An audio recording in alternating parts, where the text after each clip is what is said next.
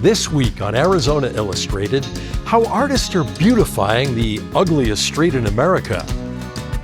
And why was it the ugliest street in America? It was because the visual landscape was dominated by commercial interests. It's exciting to think about what does it take to change that narrative. And we know that an artist has spent time to make something beautiful for you. The benefits of the native plant, the desert honeysuckle. So you get a wide range of hummingbirds and bees and butterflies attracted to it. Counseling in the streets of Arizona's rural communities. I am not a licensed mental health professional, and I can use this program. And now these students they're going to take it out and they're going to use it with more people. And a neighborhood party with some very special guests. You won't believe who. We have a lot of people that come out, if not every evening, almost every evening. People say, oh, this is even better than going to the zoo.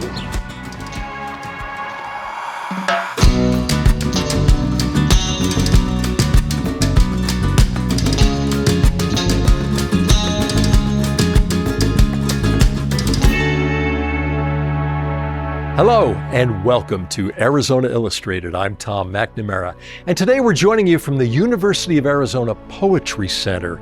And not only is this a great place to escape the high temperatures outside in the summer, it also houses the largest freestanding collection of poetry in North America. Recently, the center collaborated with Cat Murals and took poems out of the books you see here and turned them into vibrant works of art.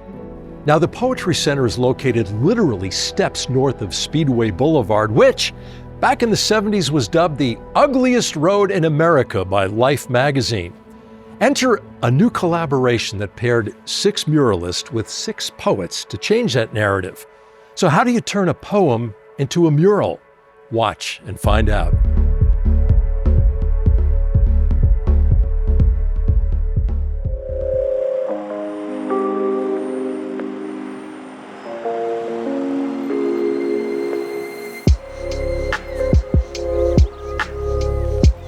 The Speedway Corridor Mural Project is a chance to beautify a section of Tucson that gets very little beauty normally.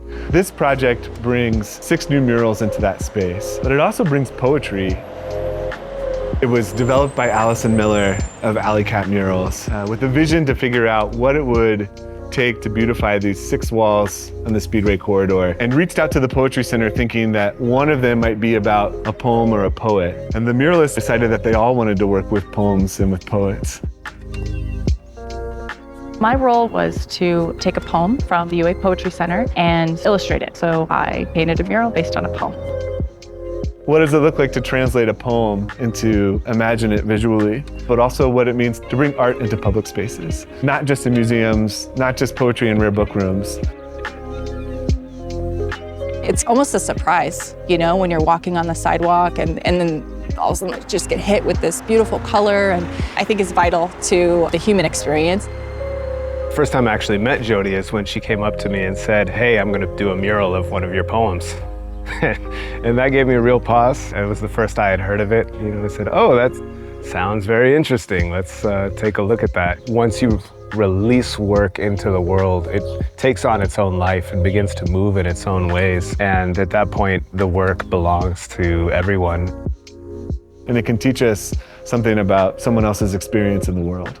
What has happened has been this really great gift of how something goes from language to a sort of visual component. All the artists are local, and they're all really aesthetically different. We're west of Campbell Avenue, and we're east of Park Avenue. We start at the Poetry Center, which is a great place to park. Parking is free after 5 and on weekends, and there's a water fountain here to fill up your water bottle on the way. TC Tolbert was able to come and paint a little bit with Monique Laraway. Brenda Hillman lives in California. Her work as a sort of Tucson-centric and Tucson-raised poet. And then Leslie Marmon-Silko's work, reinterpreting the mural that she painted. Such a beautiful way of bringing that mural in a way back to life. And Jenna Tomasello's work has been just truly tremendous in that regard. Marcus Williams' lyrics are used in the mural that Alex Fass has painted. Marcus is a hip-hop artist here in Tucson. Connections between poetry and hip-hop are profound, exciting, continuing to develop. Allison's mural takes a Madison June haiku as its source. How do you make a haiku into an 80-foot-long mural? It thinks of bicycles, a revolutionary road, and the becoming wings. You can see the sort of cyclist on a path, but then the edges of the mural have an almost wing-like shape and almost a sense of sort of taking flight. In Jody's piece, you obviously have the belt buckle that is a very Southwestern style. And in place of where the hands might be of like a giant shiny gun, you have these flowers of the desert. What this landscape can produce, its beauty and its majesty, this is what these hands have to offer you. The Poetry Center gave us a collection of poems, and this one was called Reckon. I was like, that's my poem. What's your version of events? Was I foolish gold, thinking I could get away? Logan Phillips is a tremendous Tucson poet, an incredible community member. Reckon deals with themes that animate a lot of Logan's interests, of what the desert teaches, the embedded histories in that landscape. As a work is really a work of memoir, examining the myths that I was raised on. It ended up winning a 2021 Academy of American Poets Prize. It's about Tombstone, the poet's reflection of growing up in Tombstone. And it's kind of a different spin on a traditional tourism, pro-Western thing. It's a little more like, what is the meaning of this? The poet compares himself to bird of paradise and ocotillo blossoms and huckleberry. My dad had given me a belt buckle that had this beautiful filigree that was my grandfather's.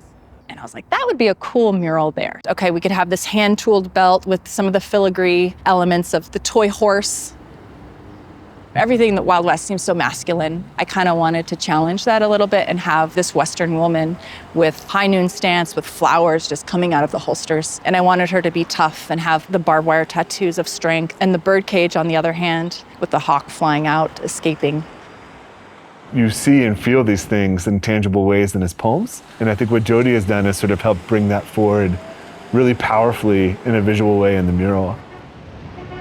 I think of the famous headline from the 70s that Speedway is one of the ugliest roads in America.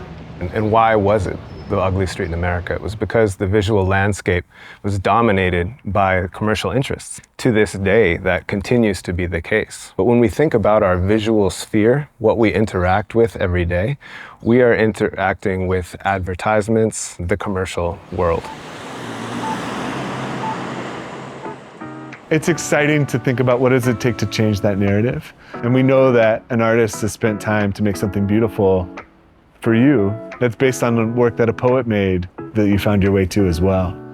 I look out to Tucson today and I see a skyline that has greatly changed. I think it is more important than ever to think about what kind of a city we do want to be, right? We have to remember that a cultural life of a place creates the conditions in which abundance flows.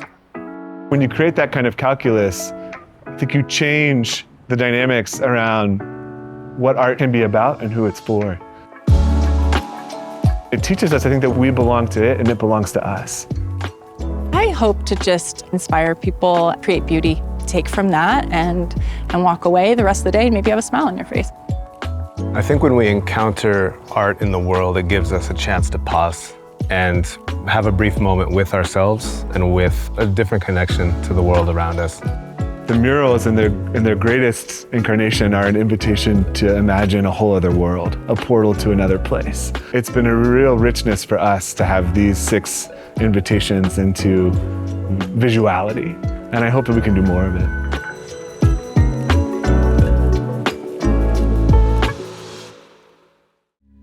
You can grow thousands of native or drought-tolerant plants in the Sonoran Desert, and some have the added benefit of producing flowers or nectar for pollinators while being unarmed for homeowners, no spines or thorns to stick you. Here's a great option for your yard.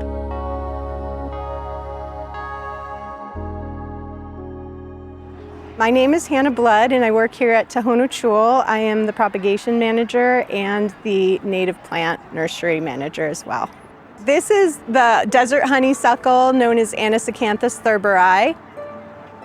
It is a really wonderful nectar producing shrub. It is a shrub of the Sonoran Desert. Its distribution is in Arizona, in northern Sonora, and it gets a little bit into the southwest of New Mexico. Typically, Anisacanthus thurberis can get to about 6 feet tall and about 5 feet wide. This one's exceptionally large. Here at Tohono Chul, our gardens tend to have very large specimens of all our plants. It has a range of flower colors. It can be yellow to like a pale beige almost. This one's a little deeper orange. It is a really great nectar producing flower, so you get a wide range of hummingbirds and bees and butterflies attracted to it. It's an unarmed plant. There's no prickers or thorns on it. It's semi-deciduous, so when it gets cold, it will get thinner, but it won't lose all of its leaves. All plants are host plants, but this one's specifically a larval host plant to the Arizona checker spot butterfly, and it hosts other butterflies as well. It can grow in full sun to reach its full size. It would like a moderate drink of water. It can take down to 10 degrees, so it's really hardy for Tucson. And it's found usually in like gravelly slopes, along canyons, blooms from spring till fall. This is a common plant to be able to find in the plant nurseries. It generally, though, will look like a couple of sticks, so it can be a hard sell, but obviously it has great potential to be a wonderful Sonoran plant in your garden.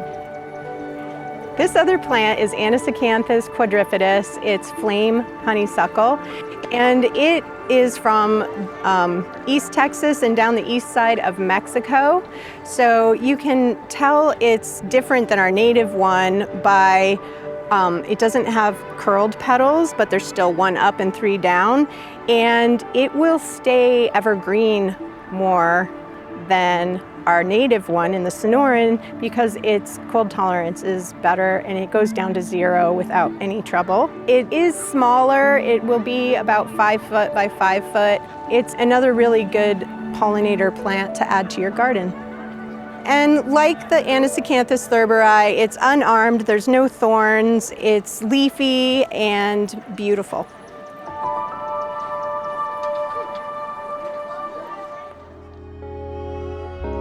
To see many more examples of native drought-tolerant plants that will thrive in your local landscape, check out our website azpm.org/desertplants.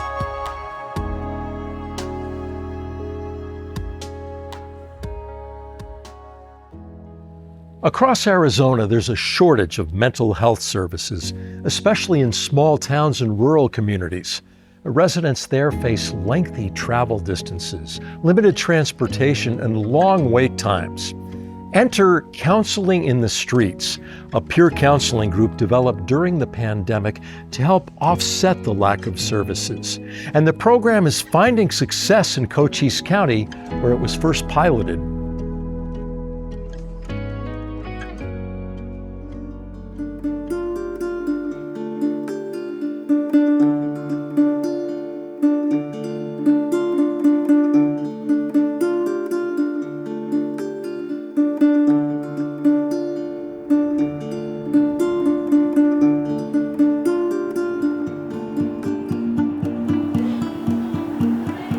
So today you have chosen Unit 5, which is depression. We're going to start with Mark's story, and then we'll go through discussion questions and the activities. Each section starts with a story. Life seemed to be okay, but it was also overwhelming. Truthfully, Mark dreaded waking up in the morning and going to school, but he kept going. What else could he do?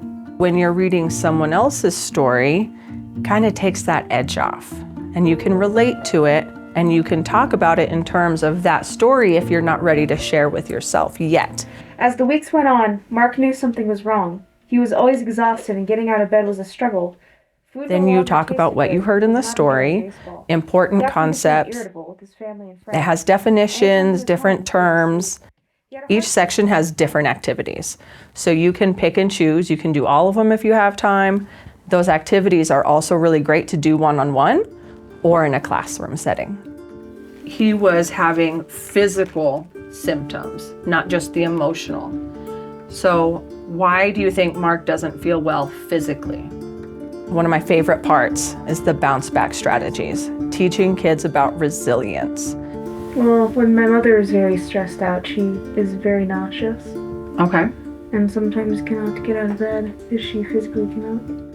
There's trauma, substance abuse, adverse childhood experiences, and one of the big ones is family relationships.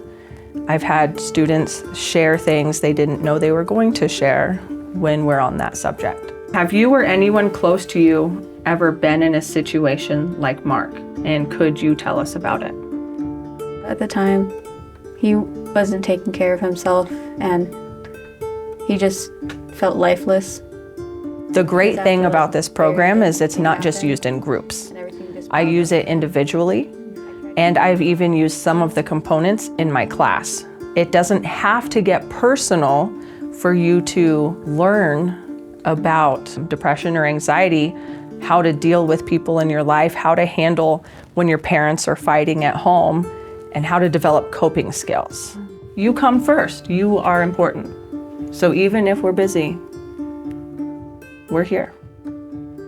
Shawley and her co-creators, they really put a lot of time and effort into it. She has made it very easy to use this program and to help other people. And you get to choose what group you're gonna be in, okay? All right, you get to choose, and you're gonna have just 10 minutes, and you're gonna talk about it, and I'll come around, and yeah. My heart was really broken thinking of all the people in the world that do not have the mental health services that they need, and they're struggling. Some indicators if someone is that might be in an abusive relationship, okay? Our task was to provide something that was structured, yet flexible, that could work with people from all walks of life. Finally, we connected with Arizona Community Foundation, and they said, we love the program. What about doing it for kids? I'm a school counselor, so I thought, of course we want to do this for kids. They gave us a grant, and then we created a high school, a middle school, and a primary school version of the program. Then we started training Cochise County educators, and then they took it back to their schools and implemented the program however they saw fit. One of the reasons I love it so much, I am not a licensed mental health professional, and I can use this program, but it's the snowball effect. I use it with these students, and now these students they're gonna take it out and they're gonna use it with more people. We have done these with 5-year-olds, with 80-year-olds, and everywhere in between. And human beings, we are social creatures. We want to connect.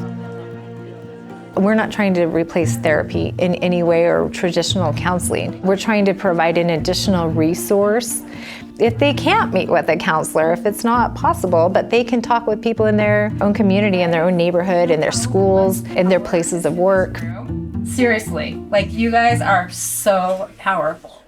So, you're now your counselor. Hey. It's important to have these kind of groups so people have a safe space to share. It makes me feel like I'm not alone in my struggles, so I could open up more to people. My depression was so bad to the point where I couldn't even do anything that I used to like. Now that I'm here, I can feel happy, safe, comfortable. I have people to talk to. It is much easier to talk to people your age about problems than it is an adult sometimes, because you're more on the same wavelength. Mental health access for youth is scarce. We have a number of students who are in unstable living situations, who have anxiety, depression, ADHD, problems at home, absent parents, parents who are incarcerated. The students themselves have been through the system, whether it's DCS, they're in probation right now. So why don't people always ask for help? They're scared about what the outcome can be. They don't know that they actually can take control and do something for themselves. So I won't be at our school next year, so our students, they're kind of leading the way and they're going to take charge. Next week, actually, we want to be... Because I know I'm not going to be here next year, I wanted to focus on getting it set up for success after I left. I chose these students because I know that they have an interest in helping people and they're driven to move this program forward. I do believe it'll be difficult at first because we are just kind of kids in a way. But I'm pretty sure we will get through it because if we plan with her on her absence, then it'll be easier in her absence, I guess. I can't stay on a skateboard to save my life. I almost fell off a bike. These kids, they don't know how wonderful they are. They don't. What are you grateful for? My new house got put in this week, yesterday. Yeah, that's amazing news. Congratulations. Thank you. I'm excited. Do we always have to be grateful for those big things? No, you could be grateful for small things too. Be grateful for accomplishments. Okay. Like you could be grateful that you woke up that day. It's a great start. What are you grateful for, Miss Bell? Oh my goodness. A lot. I have a lot to be grateful for. I love my family. I love my job. I'm very grateful that you are here. Teenagers are a lot. And that's okay.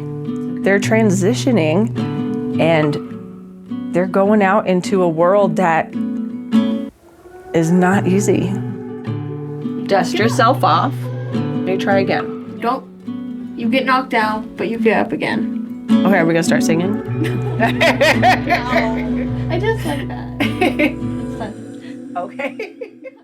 If you're ever driving through Tucson's Palo Verde neighborhood and you see dozens of people staring up into a tree, well, you may have stumbled onto an owl party. You see, each evening these folks gather to check out what's up with their resident great horned owl family. And in the process, they're getting to know each other and creating a stronger community.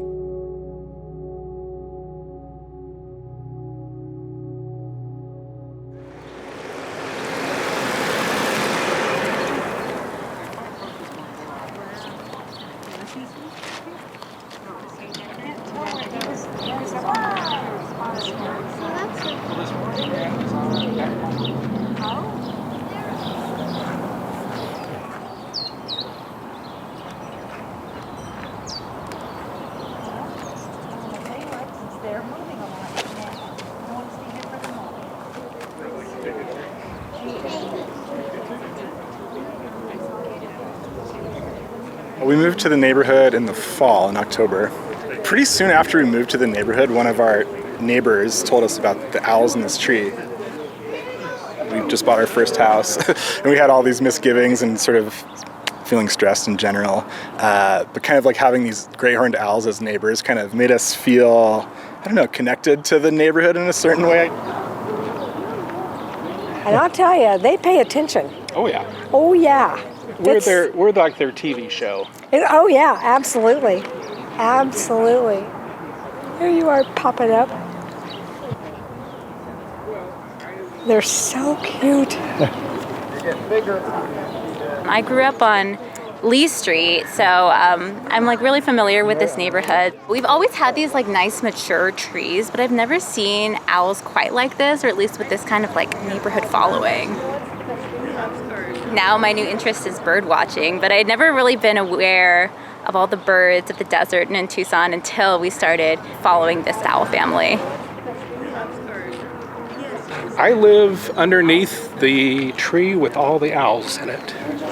We have a lot of people that come out, if not every evening, almost every evening.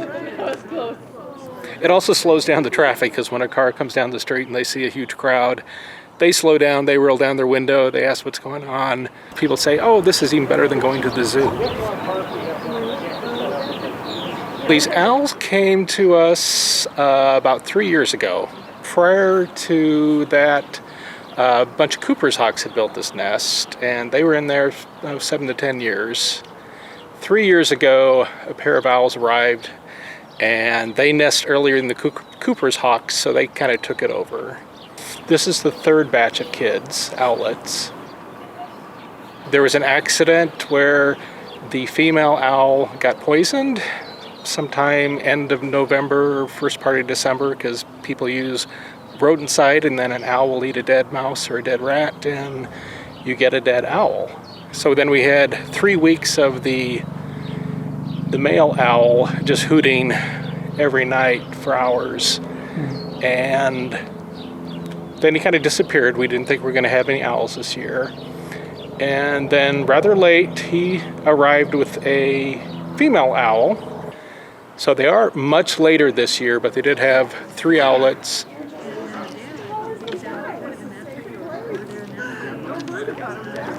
This is one of the things that I really love about Tucson is just like, there's this kind of weird mixing of like urban space and wild space, and people really appreciate that here, I think, more than other places we've lived. So, you know, like if there's a night blooming cereus at Tohono Chul, people like come out in masses, or like if water's flowing in the Santa Cruz, people like come to check it out. There's like this real appreciation of nature, which I think is cool.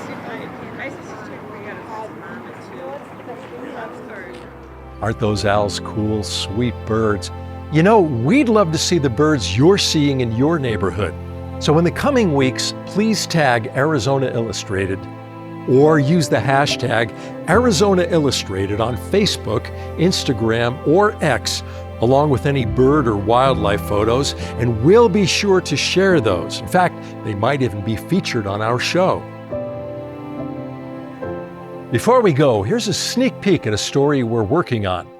In 2012, the counselor at the middle school actually reached out to me and told me she had been buying food with her own money and sending it home with kids at the middle school who didn't have enough to eat on the weekends. And so she knew they were coming to school hungry. And she asked me, "You're already out in the community. You think you can ask them to just donate the food and we can still keep feeding these kids? I want to make sure that they keep being fed."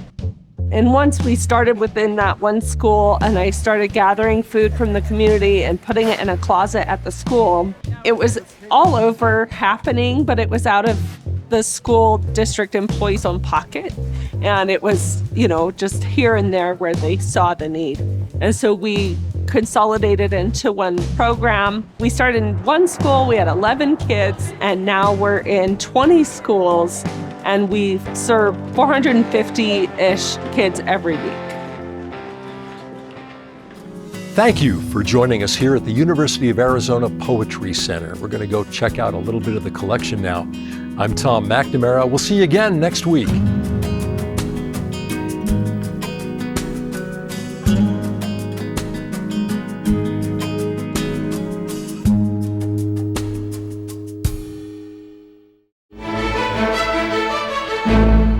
Hi, I'm Tom McNamara, host of Arizona Illustrated, and thanks for watching our entire show here on YouTube. And if you liked it, well, here are some stories from other episodes that we think you'll like.